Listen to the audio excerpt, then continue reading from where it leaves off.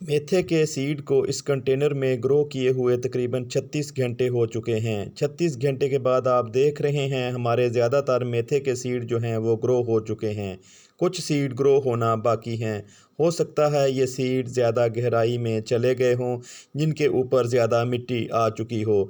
तो कुछ दिन के बाद या कुछ घंटों के बाद दोस्तों ये सीड भी ग्रो हो जाएंगे। बिस्मिल्लाहिर्रहमानिर्रहीम अस्सलाम वालेकुम दोस्तों, सर्दियां हों और हम मेथे ना उगाएं, मेथे ग्रो करने के बाद मूली और मेथे के पराठे ना बनाएं, ये बात कुछ अजीब सी लगती है। मेथी और मेथे सर्दियों में ग्रो की जाने वाली वेजिटेबल्स हैं।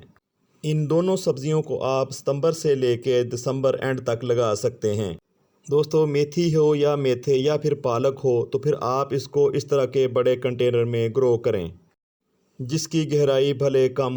जितनी भी पत्तों वाली सब्जियां जिन्हें हम लीफी वेजिटेबल बोलते हैं, वो बड़े कंटेनर में ज़्यादा पैदावार देती हैं।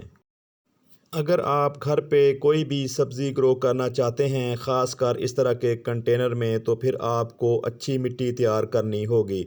अच्छी मिट्टी से मुराद ये है कि जो मिट्टी जरासीम से पाक हो, जो फंगस से पाक।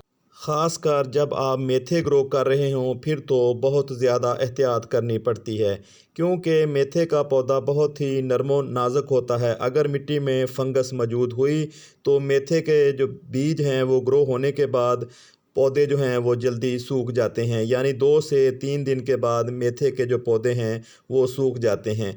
तो फंगस के तदारक के लिए आप इस तरह हल्दी को मिट्टी में मिला सकते हैं, क्योंकि हल्दी में ऐसी प्रॉपर्टीज़ मौजूद होती हैं जो एंटी फंगल होती हैं। हल्दी के इस्तेमाल से हमारी मिट्टी काफ़ी हद तक फंगस से महफूज हो जाती है। हल्दी मिलाने के बाद फिर आप मिट्टी में अच्छी तरह हल्दी को मिक्स कर लें। चारों तरफ आप इस तरह के चम्मच से या किसी और चीज़ से आप मिट्टी को हल्दी को मिट्टी में अच्छी तरह मिक्स करें, ताकि मिट्टी में जो मौजूद फंगस हो वो हल्दी मिक्स करने से डेड हो सके या उसके जो असरात हैं वो कम हो सकें। दोस्तों, 3 से 4 चम्मच 24 बाई 24 के कंटेनर के लिए हल्दी के काफ़ी होंगे। दोस्तों, ये जो मेथे के सीड होते हैं कुछ इस तरह के नज़र आते हैं। दिखने में बिल्कुल आपको बजरी की तरह नज़र आते हैं। दिखने में ये सीड आपको ऐसा महसूस होता है जैसे ये बहुत ज़्यादा हार्ड और सख्त हों, हालांकि ऐसा नहीं है। ये थोड़ी सी नमी मिलने के बाद फौरी ग्रो होना शुरू हो जाते हैं। 2 ही ऐसे सीड हैं जो थोड़ी सी नमी मिलने के बाद जल्दी ग्रो होना शुरू हो जाते हैं, जैसे लोबिया के सीड और ये मेथे के सीड। दोस्तों, अगर आप अपने घर पे मेथे ग्रो कर रहे हैं, ख़ास कर कंटेनर में, तो फिर आप ज़्यादा से ज़्यादा सीड लगाने की कोशिश करें। तो साइडों पे जो जगह रह जाए तो वहाँ भी आप इसके सीड लगाएं, ताकि आप के कंटेनर में पौधों की तादाद पूरी हो सके। दोस्तों, क्योंकि मेथे का पौधा जो होता है वो ज़्यादा फैलाव नहीं करता, सिंगल स्टिक पौधा होता है, इसलिए हमें ज़्यादा से ज़्यादा सीड लगाने होते हैं। इन सीड में से कुछ सीड ऐसे भी होंगे जो ग्रो नहीं हो पाएंगे। कुछ पौधे जो हमारे हैं वो ग्रो होने के बाद मर जाएंगे, इसलिए हमें पौधों की तादाद को ज़्यादा रखने के लिए ज़्यादा सीड लगाने पड़ते हैं। तो आप भी ज़्यादा से ज़्यादा सीड लगाने की कोशिश किया करें। सीड लगाने के बाद दोस्तों आप इस तरह हथेली की मदद से मिट्टी को थपथपाएँ, ताकि जो सीड ऊपर पड़े हैं ऊपरी तह पे वो मिट्टी के अंदर जम हो सकें। इसके बाद दोस्तों आपने बहुत ही ज़रूरी और अहम काम करना है। कुछ इस तरह आपने मिट्टी को छानना है किसी छलनी की मदद से। आप देख रहे हैं यहाँ पे कुछ बड़े पार्ट जो हैं मिट्टी के, या ढेलीदार जो मिट्टी है, या फिर इसमें मौजूद गोबर है, या उसमें कंकर हैं, वो एक साइड पे ऊपर रह रहे हैं, जबकि जो बारीक मिट्टी है वो नीचे जा रही है। तो इसी मिट्टी को आपने दोस्तों उस सीड के ऊपर गिराना है, उससे कवर करना है।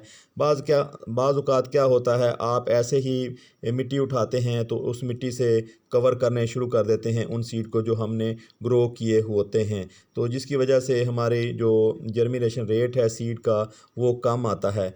तो बाज़ औक़ात वो डलियाँ होती हैं तो बहुत सारे सीड जो होते हैं वो डली के नीचे रह जाते हैं। तो वो नीचे इतनी उन सीड के अंदर ताकत नहीं होती वो उस डली या उस कंकर को साइड पे करके ग्रो हो सकें। वो ग्रो तो हो जाते हैं लेकिन वो नीचे-नीचे पड़े-पड़े ही दोस्तों वो डेड हो जाते हैं। इसलिए अगर आप घर पे सीड लगा रहे हैं किसी भी सब्ज़ी के तो फिर आप वो कोशिश किया करें कि छनी हुई मिट्टी का इस्तेमाल करें। दोस्तों अब बहुत ही ज़रूरी और अहम मरहला आता है, आपने इन सीड को डायरेक्ट पानी नहीं देना। आपने कुछ इस तरह कपड़ा बिछा के इसके ऊपर पानी डालना है, तो फिर आपने इसको कुछ देर के लिए खुश्क होने देना है।